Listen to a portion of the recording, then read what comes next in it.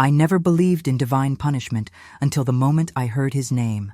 For 43 years, I had convinced myself that God had forgiven me, that my tireless work, my impeccable reputation, my dedication to justice were enough to erase the sin I committed when I was 22 years old and desperate beyond measure.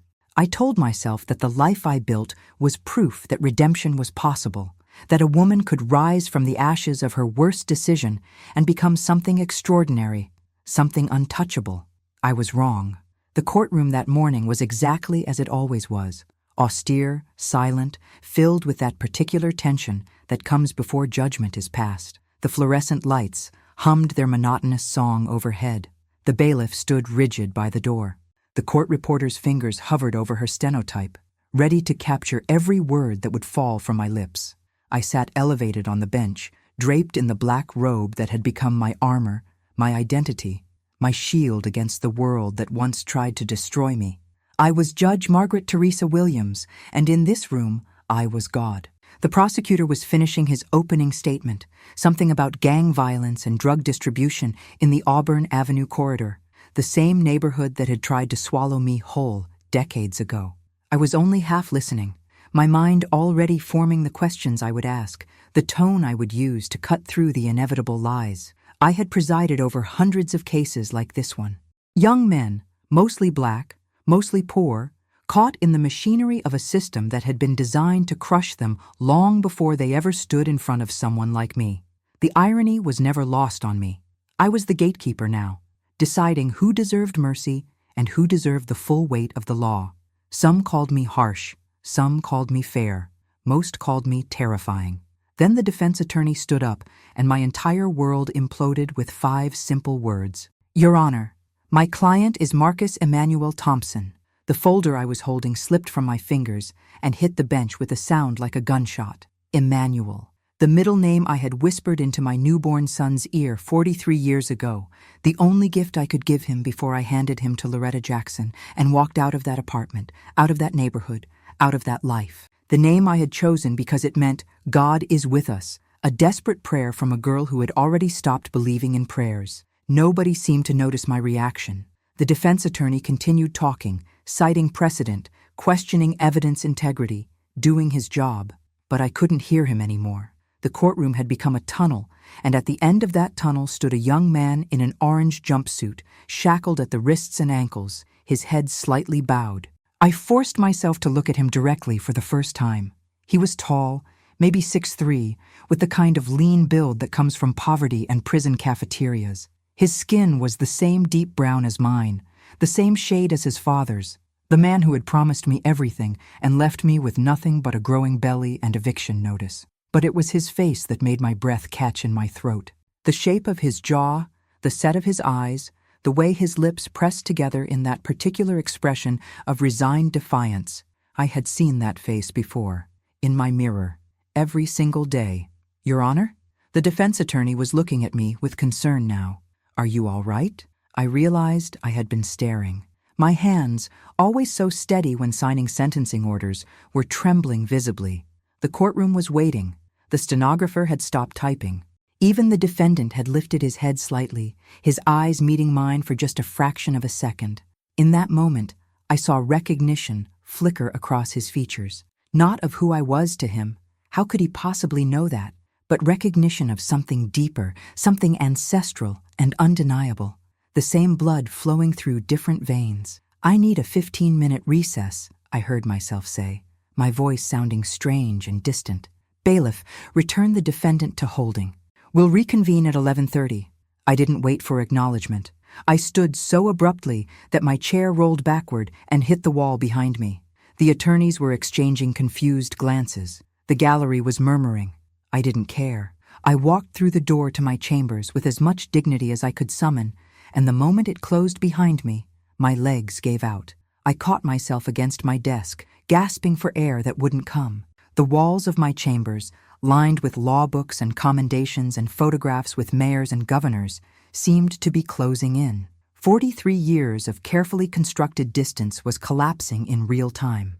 My hands found the case file on my desk, the one my clerk had prepared the night before. State of Georgia versus Marcus Emmanuel Thompson. Charges: possession with intent to distribute, aggravated assault, violation of probation, prior convictions, theft, battery, drug possession. The file was thick, the kind of criminal history that usually made my job easy. This was a career criminal, a lost cause, exactly the kind of defendant I had built my reputation on sentencing without hesitation. But then I opened to his booking photo, and the room started spinning. There, in the harsh light of the Fulton County Jail intake camera, was my son. Not a maybe, not a possibility. My son. The resemblance to my own father, a man who had died before I turned 18, was unmistakable. The same wide-set eyes, the same prominent cheekbones, the same slight gap between the front teeth that I saw every time I smiled. My fingers trembled as I flipped through the pages, searching for something, anything, that would prove me wrong. Date of birth: March 7th, 1982. Exactly 9 months and 3 days after the last time I saw his father. Place of birth: Grady Memorial Hospital. The same hospital where I had labored for 16 hours, alone, except for a nurse who kept telling me I was too young to be having a baby, that I should have been more careful, that girls like me always ended up like this. Mother's name: listed as Loretta Mae Jackson, the woman I had given him to, the neighbor who had agreed to raise him as her own. I had made her promise never to tell him the truth, never to let him search for me. I told myself it was for his protection, that knowing his real mother had abandoned him would destroy him. But the truth was simpler and more selfish than that. I wanted to forget. I wanted to become someone else entirely. And I had. For 43 years, I had succeeded. My intercom buzzed. "Judge Williams, your 11:30 is approaching. The attorneys are ready when you are." I stared at the speaker, unable to form words. How could I go back out there? How could I sit on that bench and pretend to be objective, impartial, blind to everything except the law? How could I look at my son, the baby I had held for 3 hours before giving him away, the child I had never stopped dreaming about even as I pretended he didn't exist, and sentence him to years in prison? But how could I not? If I recused myself, questions would be asked, patterns would be noticed. Eventually, the truth would come out, and everything I had built would crumble. My career, my reputation, my entire identity would be revealed as a fraud. Judge Margaret Williams, the woman who abandoned her own child to poverty and violence while she climbed the ladder of success on the back of someone else's charity. I stood up and walked to the small bathroom attached to my chambers. The woman in the mirror was 65 years old, her hair gray and elegant, her makeup perfect, her expression carefully neutral. She wore a $2,000 suit under her judicial robe. She had a corner office in the courthouse and a house in Buckhead with a security gate and a garden where she grew roses. She was a complete stranger to the 22-year-old girl who had given birth in a charity ward and then committed an act of cowardice so profound that it had shaped every decision she made for the rest of her life. I splashed cold water on my face and tried to steady my breathing. There had to be a way through this. There had to be a solution that didn't destroy me while potentially saving him. Maybe I could be lenient in my sentencing without being suspicious. Maybe I could recommend rehabilitation instead of incarceration. Maybe I could... No, I knew better. Marcus Emmanuel Thompson's record was too extensive, too violent. Any judge who showed him unusual mercy would face scrutiny, especially a judge like me, who had built an entire career on being tough on crime. The media would investigate, the prosecution would appeal, and eventually someone would dig deep enough to find the birth certificate I had buried, the one that listed my real name, Margaret Ann Davis, as the mother. I had changed my name when Judge Harold Whitmore adopted me informally and sent me to college. I had legally erased Margaret Ann Davis and become Margaret Teresa Williams, a transformation so complete that sometimes I forgot she ever existed. But she did exist, and she had left a trail, however faint. The intercom buzzed again. "Judge Williams, the defendant has been returned to the courtroom. We're ready to proceed." I looked at my reflection one more time. The woman staring back at me had spent 4 decades believing that justice was absolute, that the law was sacred, that personal feelings had no place in a courtroom. She had sent hundreds of men to prison without losing sleep. She had separated children from their mothers with a signature and never looked back. Now that woman was being asked to do the same thing to her own son. I straightened my robe and walked back into the courtroom. Marcus was standing between his attorney and the bailiff, his wrists still shackled. When I entered, he glanced up briefly, and our eyes met again. This time, I didn't look away. I studied him openly, cataloging every feature, every gesture, searching for traces of myself in this stranger who carried my DNA. He had my hands. Long fingers, prominent knuckles, the same way of holding tension in the thumbs. The realization hit me like a physical blow. "All rise," the bailiff announced, though I was already seated. The formality continued. "Court is now in session. The Honorable Judge Margaret Williams presiding." I cleared my throat. "Please be seated. Mr. Thompson, you stand accused of possession with intent to distribute a controlled substance, specifically cocaine, in an amount exceeding 28 grams. You are also charged with aggravated assault against a police officer during your arrest. How do you plead?" His attorney answered for him. "Not guilty, Your Honor." Of course, they always pleaded not guilty at arraignment. The real question was what would happen at trial, whether the evidence would be strong enough to convict, whether I would be the one to sentence him when this was all over. The prosecutor stood up. "Your Honor, given the defendant's extensive criminal history and the violent nature of the charges, the state requests that bail be denied. Mr. Thompson is a flight risk and a danger to the community." The defense attorney objected. "Your Honor, my client has strong ties to the Atlanta area. His mother still lives in the Auburn Avenue neighborhood. He has never failed to appear for a court date. We request reasonable bail." His mother, Loretta Jackson. The woman who had raised my son while I was becoming someone else. Was she still alive? Did she still live in that same decaying apartment building where I had left my baby in her arms? Did she ever tell him about me? Did he know he was adopted? Or had Loretta kept her promise and let him believe he was hers? I realized everyone was waiting for my decision. "Bail is set at $100,000, I heard myself say. It was lower than what the prosecution wanted, but higher than what the defense hoped for. Exactly the kind of compromise I was known for. Cash or bond. Next court date is set for preliminary hearing in 30 days. This session is adjourned." I stood up before anyone could object or ask questions, retreating to my chambers as quickly as dignity would allow. Once inside, I locked the door and sank into my chair. $100,000. He would never make bail. He would sit in county jail for at least a month, probably longer. And during that time, I would have to decide what to do with the truth that was burning a hole through my chest. I pulled out my phone and did something I had never done before. I started searching for information about my own son, Marcus Emmanuel Thompson. The Google results were depressing and predictable. Arrest records going back to when he was 16. Mugshots showing a boy gradually hardening into a man. News articles about gang violence in the Auburn Avenue corridor, a neighborhood that had never recovered from white flight and economic abandonment. There were no success stories in his file. No high school graduation, no job history, no evidence of anything except survival in a system designed to fail him. He was exactly what the statistics said he would be. A poor black man from a forgotten neighborhood, cycling through jails and courts, his life measured in charges and convictions rather than achievements. And I had put him there. Not directly, not with my own hands, but by leaving him in that neighborhood, in that poverty, with a foster mother who clearly hadn't been able to give him what he needed. I had sentenced him to this life before he was even old enough to walk. The realization was suffocating. My phone rang. It was my clerk, probably wondering about the schedule for the afternoon. I let it go to voicemail. Then it rang again. This time it was a number I didn't recognize. I answered without thinking. "Judge Williams?" A woman's voice, old and tired. "This is Loretta Jackson. I need to talk to you about Marcus." The floor disappeared beneath me. For a moment, I couldn't breathe, couldn't speak. The phone felt like a weapon pressed against my ear. "Judge Williams? Are you there?" Her voice had aged, turned raspy and worn, but I would have recognized it anywhere.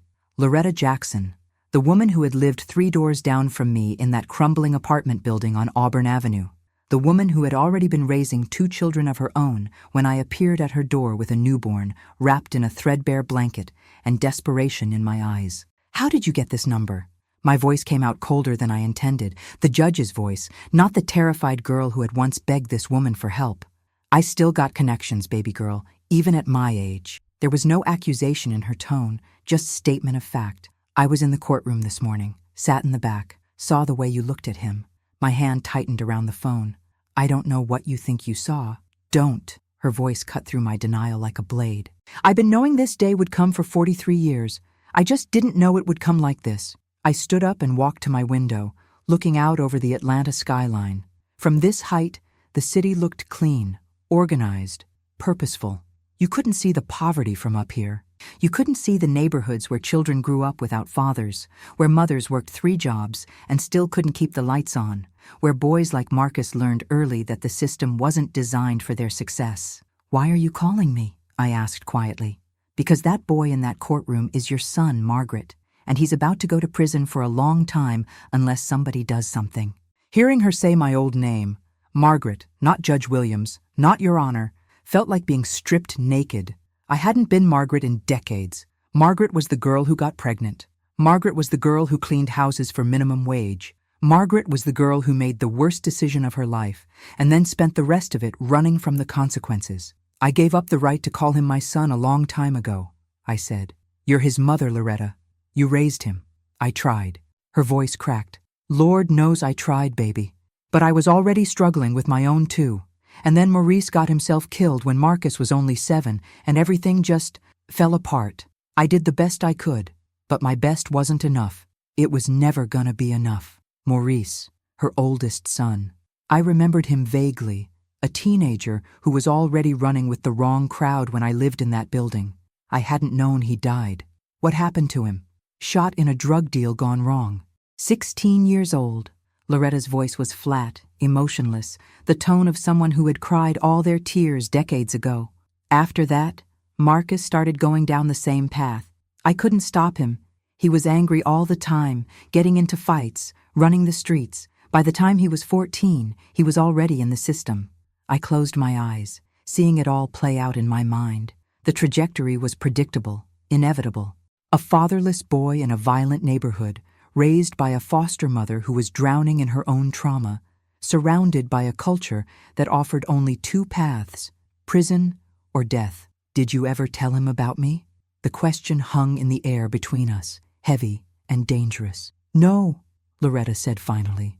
You made me promise. You said it would destroy him to know his real mama didn't want him. So I kept your secret. I let him think I was his biological mother, that his daddy just ran off before he was born. Same story as half the other kids in the neighborhood. Thank you. The words felt inadequate. Don't thank me yet. Loretta's voice hardened. Because now I'm breaking that promise. I'm telling you that boy needs to know the truth. He needs to know he got a mama who became a judge, who made something of herself. He needs to know he comes from something better than what he's lived. No. The word came out sharp, automatic. Absolutely not. You can't tell him, Loretta. If anyone finds out what? That the great Judge Margaret Williams ain't as perfect as everybody thinks? That you got secrets just like everybody else? Her laugh was bitter. Baby girl, I don't care about your reputation. I care about that boy dying in prison without ever knowing who he really is. He can't know. I was pacing now, my heart racing. If he knows, he'll tell someone. His lawyer, another inmate, someone. And then it'll come out, and I'll be removed from the case, and probably from the bench entirely. They'll say I should have recused myself the moment I heard his name. They'll call it judicial misconduct. Everything I've built will be destroyed. Maybe it should be. The words hit me like a slap. Maybe, Loretta continued, a life built on abandoning your own child deserves to be destroyed. Maybe God is finally calling you to account, Margaret. Maybe this is your reckoning. I wanted to hang up. I wanted to throw the phone across the room. I wanted to scream at this woman who had no right to judge me, who didn't understand the impossible situation I had been in, who couldn't possibly comprehend the price I had paid for my success. But I didn't do any of those things, because deep down, in a place I had spent 43 years trying to ignore, I knew she was right. What do you want from me? I asked, my voice barely above a whisper. I want you to save him. Loretta's voice softened. I want you to use all that power you got, all that influence, all that knowledge of the law, and find a way to get my boy, your boy, out of the hole he's in. And then I want you to tell him the truth and give him a chance at something better. I can't do that without exposing myself. Then expose yourself. Take the hit. Sacrifice something for once instead of always protecting yourself. The cruelty of the statement was breathtaking. But what was more breathtaking was how accurate it was. My entire life since leaving that neighborhood had been about self-preservation, about building walls high enough that nobody could see where I came from, about becoming so successful and respected that my past became irrelevant. "I need time to think," I said. "You don't have time. That boy's preliminary hearing is in 30 days. After that, if he don't make bail, he's going to be sitting in county for months waiting for trial. And you know what happens to men like him in there? You've seen it 1,000 times from that bench. He'll either get harder or he'll get broken. Either way, whatever's left of the good boy I raised will be gone." She was right again. I had sentenced enough men to know exactly what county jail did to them. The violence, the gangs, the complete dehumanization. Marcus would emerge from that experience even more damaged than when he went in, if he emerged at all. "I'll review his case," I heard myself saying. "I'll look at the evidence, see if there's any way to get the charges reduced or dismissed. But I'm not promising anything, Loretta. The law is the law. The law is whatever you judges say it is," she shot back. "I seen you send men away for 20 years over less than what Marcus got caught with. I also seen you give probation to white boys from Buckhead who had the same charges. Don't tell me the law is the law. The law is whatever serves your purpose." I wanted to argue, to defend the integrity of the judicial system, to explain that context matters and prior convictions matter, and that I had always tried to be fair regardless of race or background. But we both knew it would be a lie. "I'll call you back," I said, and hung up before she could respond. I set the phone down on my desk and stared at Marcus's case file. The evidence against him was solid. Police had found him in a known drug house with 29 grams of cocaine in a backpack at his feet. When officers tried to arrest him, he had shoved one of them, leading to the assault charge. There were witnesses, forensic evidence, body camera footage. It was the kind of open and shut case that usually took less than an hour to deliberate, unless the evidence was suppressed. I opened my laptop and pulled up the police report. The arresting officers had entered the property without a warrant, claiming exigent circumstances because they heard sounds of a struggle inside. But reading the report more carefully, the justification seemed thin. Sounds of a struggle or sounds of people moving around? The distinction mattered. If the entry was ruled illegal, everything found inside would be inadmissible. I had suppressed evidence on flimsier grounds before, but I had never done it for a family member. I had never done it for someone I had a personal connection to. That wasn't just judicial misconduct. That was corruption. My phone buzzed with a text message. It was from Judge Patricia Monroe, one of my colleagues and closest friends on the bench. "Heard you looked shaken in court this morning. Everything okay?" Patricia was sharp, observant, the kind of person who noticed everything. We had lunch together once a week, compared notes on cases, complained about the legislature's latest attacks on judicial independence. She knew me as well as anyone did, which meant she knew almost nothing about my real history. I texted back, "Just felt dizzy for a moment. I'm fine." She responded immediately, "Want to grab dinner tonight? You've been working too hard." I stared at the message. Patricia represented everything I had become: educated, successful, respected, connected. She came from old Atlanta money, had gone to Emory Law, had never known poverty or desperation or the kind of choices that marked you forever. What would she think if she knew the truth about me? What would any of them think? I declined the dinner invitation and turned back to Marcus's file. There were other options besides suppressing evidence. I could recuse myself from the case, claim a conflict of interest without specifying what it was. Another judge would be assigned. Marcus would get a fair trial with someone who had no personal stake in the outcome. But that felt like abandonment all over again. Handing him off to someone else, washing my hands of responsibility, pretending he wasn't mine. I pulled up his arrest record from when he was 16, shoplifting at a convenience store. The store owner had pressed charges even though Marcus had only taken a sandwich and a bottle of water. He had been sentenced to 60 days in juvenile detention. 60 days for stealing food. I scrolled through the subsequent arrests: marijuana possession at 17, trespassing at 18, battery at 19. Charges later dropped. Each arrest, each conviction, each interaction with the system had pushed him further into the criminal justice pipeline until it became his entire identity. And where had I been during all of this? At Spelman College, earning my undergraduate degree. At Emory Law School, top of my class. Clerking for Judge Whitmore, learning the intricacies of the law, building my practice, making a name for myself, appointed to the bench at 42, the youngest black woman in Georgia to achieve that honor. Every success I celebrated, every milestone I reached, my son was falling deeper into the exact system I was becoming a part of. The irony was suffocating. My intercom buzzed. "Judge Williams, you have a visitor.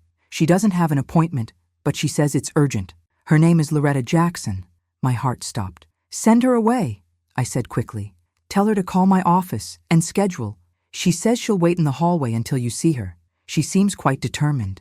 Of course she was. Loretta Jackson hadn't survived 6 decades in one of Atlanta's roughest neighborhoods by being easily discouraged. I stood up and checked my appearance in the mirror. Hair perfect, makeup flawless, robe pressed and dignified. I looked like exactly what I was, a federal judge at the height of her power.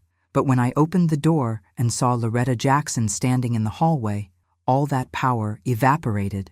She had aged dramatically since I last saw her. Her hair was completely gray, pulled back in a tight bun. Her face was carved with deep lines, the kind that came from decades of stress and grief. She wore a faded church dress and comfortable shoes, the uniform of elderly black women who had spent their lives serving others. But her eyes were the same, sharp, knowing, unimpressed by titles or authority. "Mrs. Jackson," I said formally, aware that my clerk was watching this interaction with curiosity. "Please come in."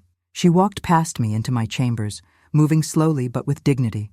I closed the door behind her and offered her a seat, but she remained standing.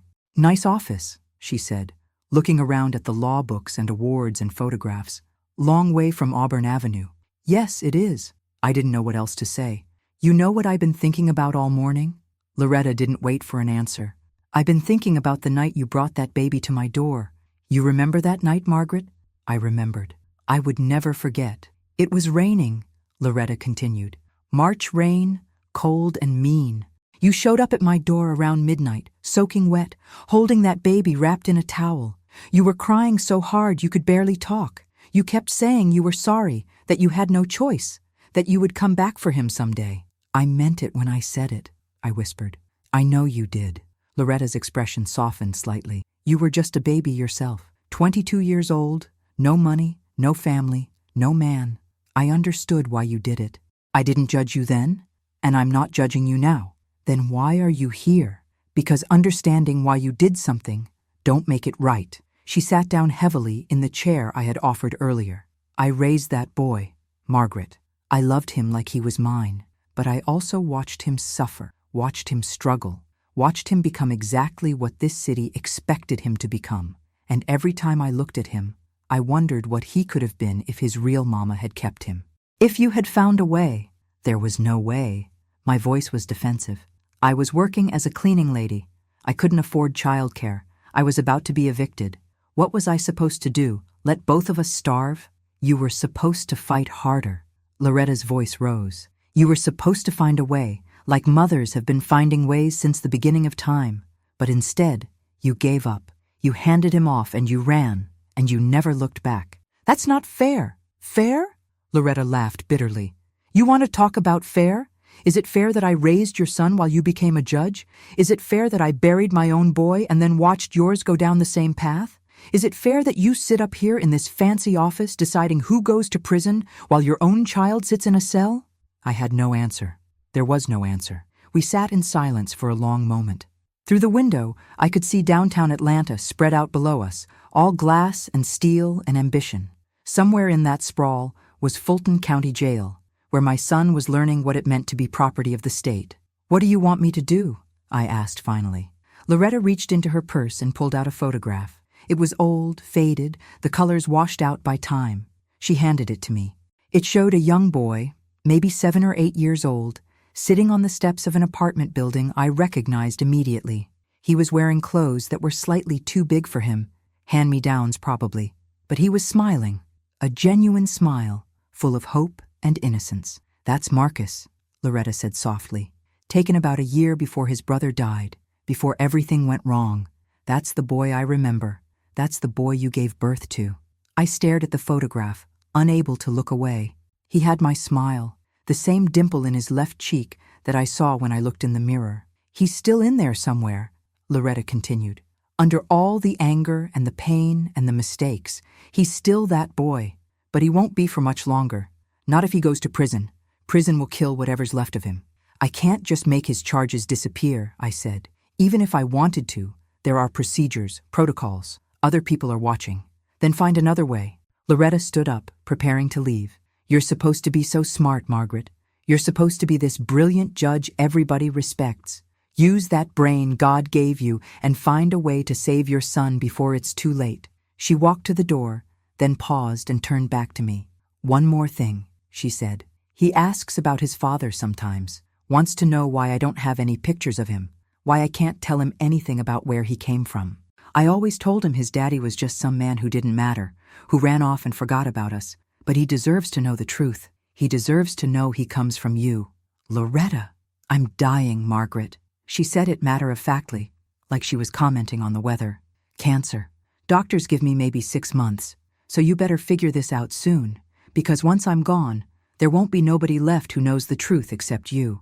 And I don't think you got the courage to tell him yourself. Then she was gone, leaving me alone with the photograph and the weight of 43 years of choices. I don't know how long I sat there, staring at that picture of my son smiling up at me from the past. Long enough for the afternoon light to change.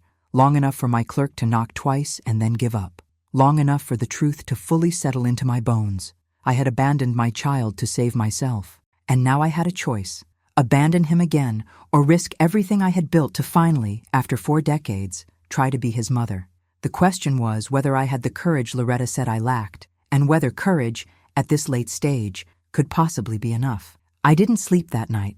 I sat in my Buckhead home, in the study that overlooked the garden I had cultivated for 20 years, and I read through every single page of Marcus Emmanuel Thompson's case file. Not as a judge this time, as a mother. The police report was damning. Officers had received a tip about drug activity at 1247 Auburn Avenue, the same building where I had once lived, where I had given birth to Marcus in a second-floor apartment that probably still had water stains on the ceiling. They arrived at 11:30 on a Thursday night and heard what they described as loud arguing and sounds of a physical altercation.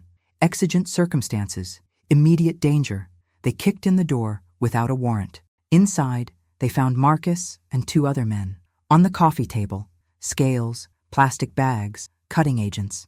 In a backpack on the floor near Marcus's feet, 29 grams of cocaine, individually packaged for distribution. When Officer Davis approached Marcus to place him in handcuffs, Marcus had shoved him backward, causing the officer to stumble into a wall. Aggravated assault on a police officer. The body camera footage was clear. I had watched it 3 times already. Marcus wasn't violent, wasn't threatening. He was terrified. A man who had been arrested enough times to know exactly how this ended, who had made one panicked, stupid decision that turned a drug charge into something much worse. I could see the fear in his eyes even through the grainy footage. The same fear I used to see in my own eyes every morning when I was his age, when I woke up in that same neighborhood, wondering how I would eat that day, how I would keep the lights on, how I would escape. The difference was, I had escaped, and he never got the chance. By 3 in the morning, I had made my decision. I couldn't suppress the evidence. The entry was legal under exigent circumstances, and even if I tried to argue otherwise, the prosecution would appeal and I would face scrutiny. I couldn't survive. I couldn't dismiss the charges. They were solid, backed by forensic evidence and witness testimony. But I could do something else, something that had been available to me all along, hiding in plain sight in the Georgia Criminal Code. I could offer him a deal that no one would question. A deal that would save him from prison while giving him a genuine chance at redemption. And it would require me to do something I had never done before. Use my influence behind the scenes, in the shadows where judges weren't supposed to operate. At 7 in the morning, I called District Attorney Raymond Mitchell. We had known each other for 15 years, had collaborated on dozens of cases, had a mutual respect built on shared commitment to justice. He trusted my judgment. He valued my opinion. I was about to exploit that trust in ways that would haunt me forever. "Ray," I said when he answered, his voice still thick with sleep, "I need to talk to you about the Thompson case." There was a pause. "Judge Williams? Is everything all right?" "I've been reviewing the file. I think there's an opportunity here for a resolution that serves everyone's interests." At 7 in the morning? He sounded confused. which was reasonable. Judges didn't typically call prosecutors at dawn to discuss pending cases. What kind of resolution? The defendant has an extensive record, but looking at the pattern, it's clear he's struggling with addiction. The assault charge was reactive, non-violent, clearly driven by panic rather than malicious intent. I think this is a candidate for drug court. Drug court.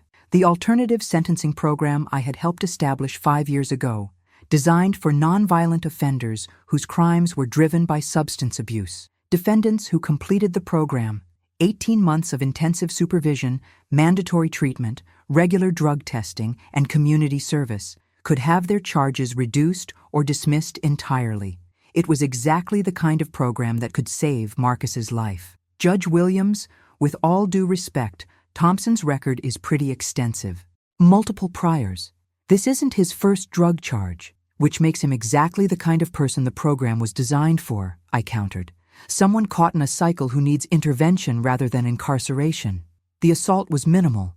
Officer Davis wasn't injured, and the amount of cocaine, while substantial, was under the threshold for mandatory sentencing. The amount was 29 grams. 1 more gram, and we'd be talking about trafficking. But it wasn't trafficking. It was possession with intent. And looking at Thompson's history, he's been cycling through the system since he was a teenager. Prison hasn't rehabilitated him. Maybe it's time to try something different. Raymond was silent for a long moment. I could almost hear him thinking, weighing the political implications. He was up for re-election next year. Appearing soft on crime was dangerous, but appearing innovative and reform-minded could be equally valuable to the right constituency. "What's your interest in this case?" he asked finally. My heart stopped. "Excuse me? You don't usually call me at 7 in the morning to discuss sentencing options, Margaret, and you certainly don't advocate for defendants. What's going on?" I had prepared for this question. I had rehearsed the answer in my mind during the sleepless hours of the night, but actually saying it out loud, actually lying to a man who trusted me, felt like crossing a line I could never uncross. "I grew up in that neighborhood," I said quietly. "Auburn Avenue. Same building where Thompson was arrested, actually. I see these cases come through my courtroom every single day, young black men from the same streets I walked, and I send them to prison knowing it won't change anything. I'm tired, Ray. I'm tired of being part of a system that doesn't work, and I think Thompson represents an opportunity to prove that we can do better." It was true. Every word of it was true. It just wasn't the whole truth. "Drug court is voluntary," Raymond said. "Thompson would have to agree to it. He'd have to plead guilty to the possession charge." "I know, but given the alternative, 5 to 10 years in prison, I think he'll take the deal." "And the assault charge?" "Dropped as part of the agreement. Officer Davis has already indicated he's not interested in pursuing it. It's in his statement." Another silence. Then, "I'll talk to my team." "But Margaret, if I do this, if I offer him drug court, you need to understand that he has to complete the program. No special treatment. No leniency if he violates the terms. If he fails, he goes to prison for the full sentence." "I understand completely." "All right, I'll have my office draw up the offer, but I want it on record that this was your recommendation." My stomach twisted. "Of course." I hung up and sat in the early morning silence of my study, watching the sun rise over my garden. In a few hours, I would go to the courthouse. I would preside over other cases, other lives, other decisions. I would maintain the facade of Judge Margaret Williams, impartial and incorruptible. But I had just crossed a line that changed everything. I had used my position to influence an outcome for personal reasons. It didn't matter that the outcome was just that drug court was genuinely the right option for someone like Marcus. What mattered was my motivation. I hadn't recommended this path because it served justice. I had recommended it because he was my son. And if anyone ever discovered the truth, everything I had done would be reinterpreted through that lens. The drug court program I had fought to establish would be seen as a vehicle for helping my abandoned child. The reputation I had built would be revealed as a shield for my guilt. But I couldn't stop now, not when I was so close to actually doing something right for the first time in 43 years. My phone rang. It was Loretta. "Did you do it?" she asked without preamble. "How did you know I was planning something?" "Because I've been knowing you since you were 22 years old, baby girl. I knew you wouldn't be able to sit in that office and do nothing. I called the DA. I recommended Marcus for drug court. If he accepts the deal and completes the program, he can avoid prison." Loretta was quiet for so long, I thought the call had dropped. "Loretta, you really did that?" Her voice was thick with emotion. You really went to bat for him? It's not a guarantee. He has to agree to it. He has to complete 18 months of treatment and supervision. If he fails, he goes to prison for even longer than he would have originally. He won't fail. Loretta's voice was fierce with certainty. That boy is stronger than you know. He just needs a chance. A real chance. There's a condition, I said. You can't tell him about me. Not yet. If he knows I'm his mother, if that comes out during the program, everything falls apart. The prosecution will claim I manipulated the system. The deal will be rescinded. He'll go to prison, and I'll be removed from the bench. So, he's supposed to think this is just luck? Just some random judge taking pity on him? For now, yes. Once he completes the program, once the case is closed and there's no legal jeopardy, then you can tell him. Then I can tell him myself if I have the courage, but not before. Loretta sighed. I don't like it. That boy deserves to know he's got a mama who's fighting for him. He will know, eventually. But timing matters, Loretta. If we do this wrong, we lose everything. All right, she said finally. I'll keep quiet, for now. But Margaret, you better be planning to tell him yourself eventually, because I meant what I said yesterday. I'm dying, and I won't go to my grave carrying your secret if you're just going to keep running from it. I'm not running anymore, I said, and surprised myself by meaning it. After we hung up, I got ready for work with mechanical precision. Shower, makeup, the careful construction of Judge Margaret Williams. But when I looked in the mirror, I saw someone different than the woman who had looked back at me yesterday. I saw a mother who was finally, after 4 decades, trying to save her child. The preliminary hearing was scheduled for 2:30 that afternoon. I spent the morning presiding over other cases, maintaining my usual demeanor of controlled authority. But my mind kept drifting to the courtroom later, to the moment when Marcus would be offered a choice between prison and redemption. Would he take it, or would he refuse, suspicious of a system that had never shown him mercy before? At 2:15, I took my seat on the bench, the courtroom filled with the usual cast, prosecutors, defense attorneys, families in the gallery hoping for miracles that rarely came. And then Marcus was brought in, still shackled, still wearing the orange jumpsuit that marked him as property of the state. Our eyes met for the 3rd time. I held his gaze longer than I should have, searching for some sign of recognition, some unconscious acknowledgement of our connection. He looked away first, his expression carefully neutral. The prosecutor stood. Your Honor, the state would like to present a plea offer to the defendant. Marcus's attorney looked surprised. This was unusual. Plea offers typically came during private negotiations, not announced in open court. Proceed, I said, keeping my voice level. The state is willing to drop the aggravated assault charge and reduce the possession with intent to possession of a controlled substance. In exchange, the defendant would plead guilty and agree to participate in the drug court program. Upon successful completion of the 18-month program, the conviction would be set aside and the case dismissed, the gallery murmured. Drug court was well known in Atlanta legal circles, but it was rarely offered to defendants with Marcus's extensive record. Marcus's attorney leaned over to whisper to him. I watched their exchange, saw the confusion on Marcus's face, the suspicion. He had been through the system enough times to know that deals this good didn't just appear out of nowhere. His attorney stood. Your Honor, may we have a moment to confer with our client? Take your time. They spoke in hurried whispers.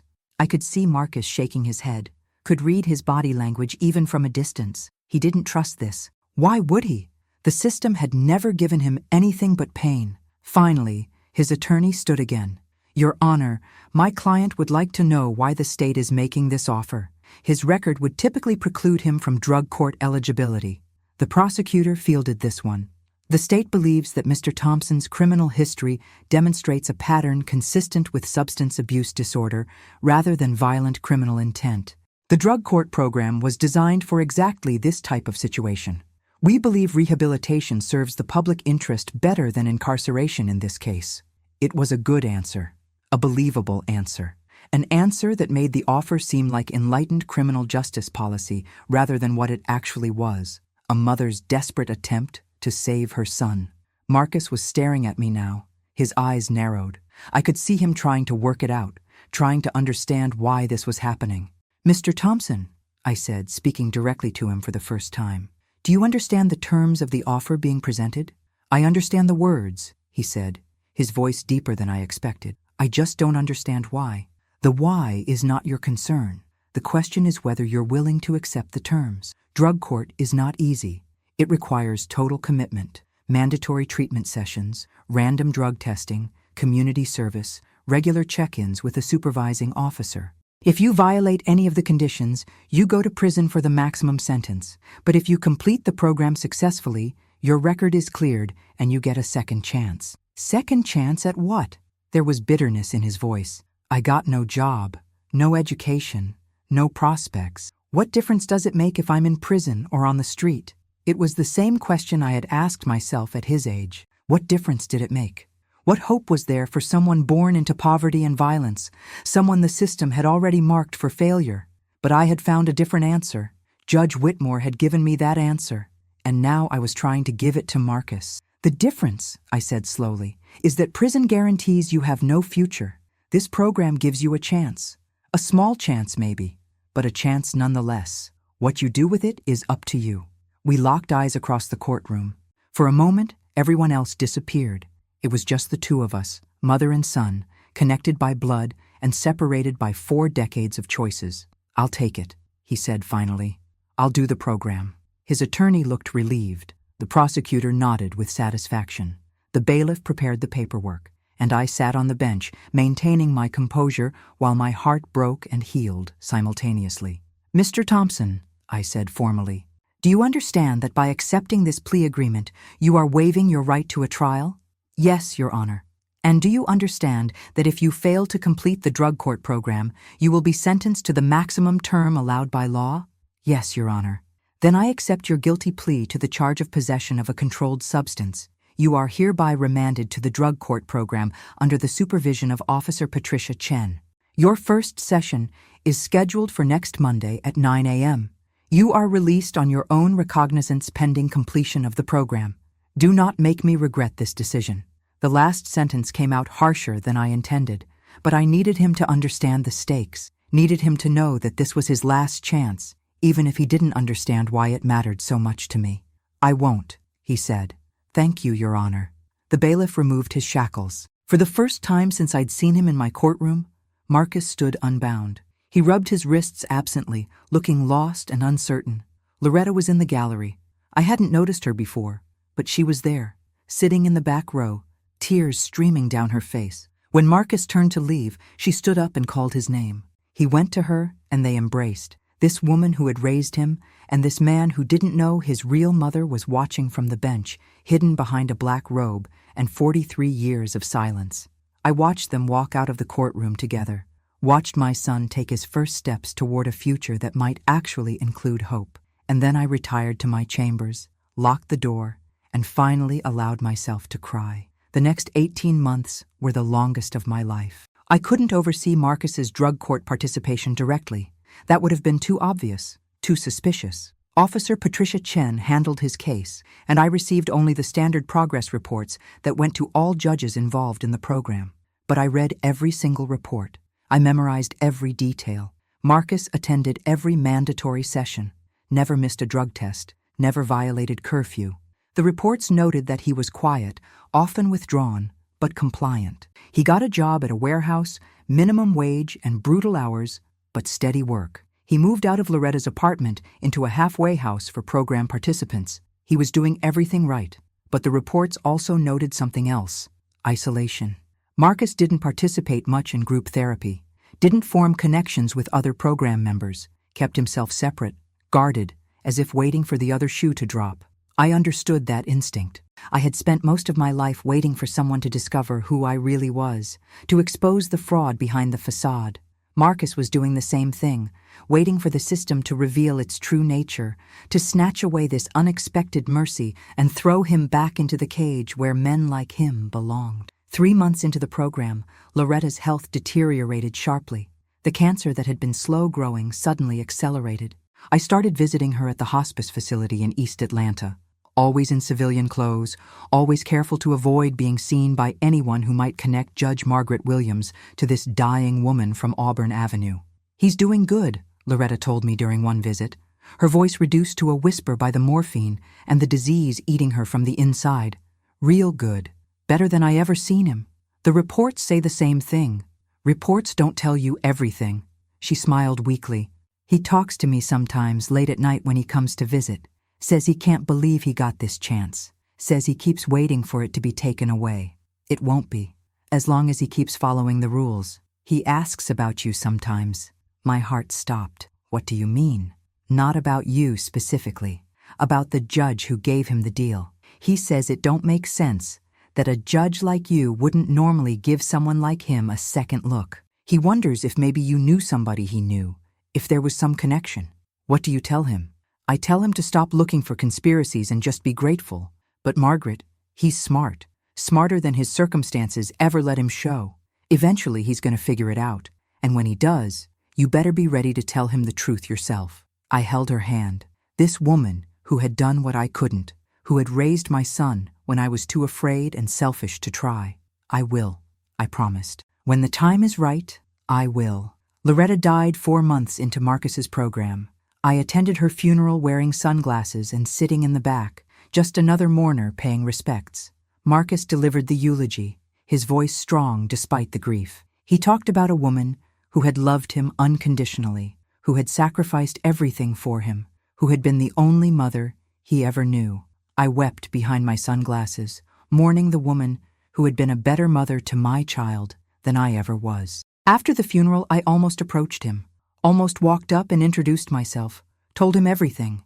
But I saw him surrounded by people from the neighborhood, people who had known Loretta, who had known him his whole life. This wasn't the time. This wasn't the place. So I left without speaking to him, carrying my secret like a stone in my chest. The months continued. Marcus kept succeeding. 6 months clean, 9 months, a year. He got promoted at the warehouse, enrolled in community college classes, started mentoring younger men in the drug court program. The reports showed a man being rebuilt from the inside out, and I watched from my chamber, proud and terrified in equal measure. Month 17. Almost there. Almost finished with the program. Almost free. That's when everything fell apart. Officer Chen's report arrived on a Friday afternoon. I read the first line and felt my world collapse. Participant Marcus Thompson has violated program conditions. Immediate hearing requested. My hands shook as I read the details. Marcus had tested positive for cocaine. A random screening had detected metabolites in his system consistent with use within the past 72 hours. 1 positive test after 17 months of sobriety, with only 1 month left in the program. The violation hearing was scheduled for the following Monday. In my courtroom, with me presiding. I would have to sentence my son to prison after watching him fight so hard for redemption, unless I did something that would finally, irrevocably, cross the line from judicial discretion into outright corruption. I spent the weekend in agony, pacing my house, unable to eat or sleep. I reviewed the drug court program rules 100 times, searching for loopholes, exceptions, any legitimate reason to show leniency. There were none. The rules were clear. A positive drug test in the final months of the program resulted in immediate termination and imposition of the maximum sentence. I had written those rules myself 5 years ago. I had insisted they be strict, unforgiving, because I believed accountability was essential for rehabilitation. Now those rules would destroy my son. On Sunday night, I did something I had never done before. I called Marcus directly. His number was in the case file, listed as his contact information for the program. He answered on the 3rd ring. "Hello? Mr. Thompson, this is Judge Williams." Silence. Then, "Your Honor, is everything all right?" His voice. I was hearing my son's voice for the first time in a private conversation, and it took everything I had not to break down completely. "I received Officer Chen's report about your positive test. I wanted to speak with you before Monday's hearing." "I don't understand. Don't judges usually stay out of stuff like this until the hearing?" "Usually, yes. But this case is, I want to understand what happened. The reports show you've been doing excellent work for 17 months. Why would you use now, with only 1 month left?" Another long silence. When he spoke again, his voice was thick with emotion. "I didn't use, Your Honor. I swear to God, I didn't touch anything. I've been clean this whole time. I finally got my life together. I finally got hope. Why would I throw that away? The test doesn't lie, Mr. Thompson." "Then somebody lied to the test." His voice rose, desperate. "I don't know how it happened, but I didn't use. You gotta believe me." I wanted to believe him. God, I wanted to believe him so badly. False positives are extremely rare with the testing methods we use. I know how this sounds. I know my history. I know nobody got reason to believe me. But I'm telling you the truth. I've been to every session, passed every test for 17 months. I got a job. I'm in school. I'm mentoring other guys in the program. I finally got a future. I wouldn't destroy that. Then how do you explain the positive result? I can't explain it. All I know is I didn't use. I heard the truth in his voice. Or maybe I just wanted to hear it. Maybe I was compromising my judgment because of who he was to me, seeing innocence where there was only denial. "The hearing is Monday at 9 a.m., I said. "I suggest you speak with your attorney and prepare a defense. If you have evidence of a false positive, documentation of the testing procedure, anything that might explain this result, bring it. And if I don't have any of that, if it's just my word, then I'll have to make a decision based on the evidence presented, which means I go to prison, which means the law takes its course." He laughed bitterly. "The law. Right. The same law that's been crushing people like me my whole life. I actually started to believe it could be different. I actually started to think I could be something more. I was stupid." "You're not stupid, Mr. Thompson. You're—" I stopped myself. I had been about to say, "my son." The words had almost escaped. "I'm what?" he asked. "You're someone who has shown remarkable strength and resilience. Don't give up yet. Come to the hearing prepared to fight." I hung up before he could respond, before I could say anything else that would reveal too much. Monday morning arrived like an execution date. I dressed with extra care, as if the perfection of my appearance could somehow compensate for what I was about to do. The courtroom was packed. Word had spread about Marcus's case, the defendant who had almost made it, who had been days away from freedom before falling at the final hurdle. People loved watching others fail. It confirmed their belief that redemption was a myth, that people like Marcus were fundamentally broken. Marcus sat at the defense table in civilian clothes, a button-down shirt and slacks that Loretta had probably bought him for job interviews. He looked terrified, but also resigned, like a man who had always known this was how his story would end. Officer Chen presented her evidence. The test results were clear, unambiguous. Cocaine metabolites at levels consistent with recent use. The lab technician testified about the reliability of the testing method, the impossibility of false positives with their protocols. Marcus's attorney tried. He questioned the chain of custody, the possibility of sample contamination, the reliability of the specific test batch, but it was all perfunctory, going through the motions. We both knew he had nothing. Finally, Marcus himself took the stand. "Mr. Thompson," his attorney asked, "did you use cocaine in the weeks leading up to this positive test?" "No, sir, I did not." "Can you explain how the test came back positive?" "No, sir, I cannot. All I know is what I didn't do, and I didn't use." The prosecutor's cross-examination was brutal.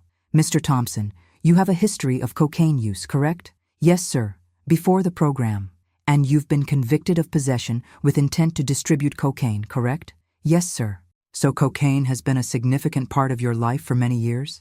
"It was, but I've been clean for 17 months, except for this test. I didn't use." "Mr. Thompson, isn't it possible that after 17 months of sobriety, you experienced a moment of weakness, that the stress of being so close to completion, the fear of failure, led you to seek comfort in old habits?" "No, that's not what happened." "Then what did happen?" "I don't know, but I didn't use." It went on like that for 30 minutes. Marcus never wavered from his story, but he also couldn't provide any evidence to support it, just his word against a laboratory test. When the testimony concluded, everyone looked at me. This was the moment. This was where I would either uphold the law I had sworn to protect, or I would cross the final line and become everything I had spent my career condemning. "I'll take a 30-minute recess before rendering my decision," I said. In my chambers, I collapsed into my chair and stared at the ceiling. 30 minutes to decide my son's fate. 30 minutes to choose between justice and mercy, between the law and love, between the judge I had become and the mother I had never been. The evidence was clear. Marcus had tested positive. According to the program rules, that meant automatic termination and maximum sentencing, 5 to 10 years in prison. But something about his testimony had rung true. The desperation in his voice, the genuine confusion, the absolute conviction that he hadn't used. I had heard hundreds of addicts lie to me over the years. I knew what denial sounded like. This wasn't denial. This was truth. Or was I just seeing what I wanted to see? Was I compromising my judgment because of who he was to me? I pulled out my phone and did something I had never done before during a case. I called the testing laboratory directly. "This is Judge Margaret Williams from Fulton County Superior Court. I need to speak to your quality control supervisor about a recent drug test." After being transferred 3 times, I finally reached someone who could help. I gave them Marcus's case number and waited while they pulled up the records. "Yes, Your Honor, I have the file. What's your question?" "I need to know about the specific batch of test strips used for this sample. Have there been any quality control issues reported?" Silence. Then, "May I ask why you're asking?" "Because the defendant maintains his innocence, and I have reason to believe there may have been a procedural issue." More silence. I could hear typing. "Your Honor, I'm looking at the batch records now. There was a recall issued on this specific batch number 2 days ago. Apparently, there was a manufacturing defect that resulted in a high rate of false positives for cocaine metabolites." My heart stopped. Why wasn't I notified? "The recall just went out. We're still contacting all the agencies that received tests from this batch." "I apologize, Your Honor. This should have been flagged immediately." I hung up and sat in stunned silence. A false positive. Marcus had been telling the truth. But here was the question that would determine everything. Did I reveal this information, or did I let the original result stand? If I revealed it, Marcus would be vindicated. He would complete the program, get his record cleared, get his second chance. But questions would be asked. Why had I called the laboratory directly? Why had I investigated beyond the evidence presented in court? What was my personal interest in this case? If I didn't reveal it, Marcus would go to prison for a crime he didn't commit. But no one would question my judicial integrity. My secret would remain safe. My son's freedom or my reputation, redemption or self-preservation. For 43 years, I had chosen self-preservation. Every single time. Not anymore. I walked back into the courtroom and took my seat on the bench. Every eye was on me. Marcus sat at the defense table, his hands folded, his head bowed, already accepting his fate. "I have reviewed the evidence," I began, my voice steady despite the earthquake happening inside me. "And I have also conducted an independent investigation into the testing procedures used in this case." The prosecutor stood up. "Your Honor, that's highly irregular. I'm aware. However, I contacted the laboratory directly and discovered that the batch of test strips used for Mr. Thompson's sample was recalled 2 days ago due to a manufacturing defect causing false positives for cocaine metabolites." The courtroom erupted. Marcus's head snapped up. His attorney looked stunned. "Your Honor," the prosecutor said, "we were not notified of any recall. Neither was I, until I investigated. But the facts are clear. The test result is unreliable. Therefore, I'm ruling that the positive result is invalid and will not be considered a program violation." Your Honor, with all due respect, judges don't typically conduct independent investigations during hearings. Judges are required to ensure that justice is served, Mr. Mitchell. And justice is not served by punishing a man based on faulty evidence. Mr. Thompson's record in this program has been exemplary. One questionable test result does not outweigh 17 months of demonstrated commitment. I turned to Marcus. Our eyes met, and in that moment, I let him see me, really see me. Not as a judge, but as a woman who had made terrible mistakes and was finally trying to make something right. "Mr. Thompson, you have 1 month remaining in the drug court program. I expect you to complete it successfully. I expect you to continue the progress you've shown. And I expect you to prove that the faith placed in you was justified." "Yes, Your Honor." His voice cracked. "Thank you, Your Honor. Don't thank me. Thank yourself for doing the work. Court is adjourned." I left the bench quickly, before anyone could ask more questions, before the prosecutor could object further, before I could think too hard about what I had just done. In my chambers, I sat in silence and waited for the consequences. They came within hours. The prosecutor filed a formal complaint questioning my conduct. The Judicial Ethics Committee opened an investigation. My colleagues started whispering. And 1 month later, Marcus Thompson completed the drug court program with perfect marks. At the graduation ceremony, he stood before a room full of program participants, their families, and court officials, and he spoke about second chances. "I don't know why Judge Williams believed in me," he said, his voice strong and clear. "I don't know why she fought for me when the evidence said she shouldn't, but I know I wouldn't be standing here without her, and I promise I'll spend the rest of my life proving she was right." I sat in the audience, tears streaming down my face, knowing that the investigation would probably cost me my career. But for the first time in 43 years, I didn't care, because my son was free, and maybe, just maybe, I could finally be free too.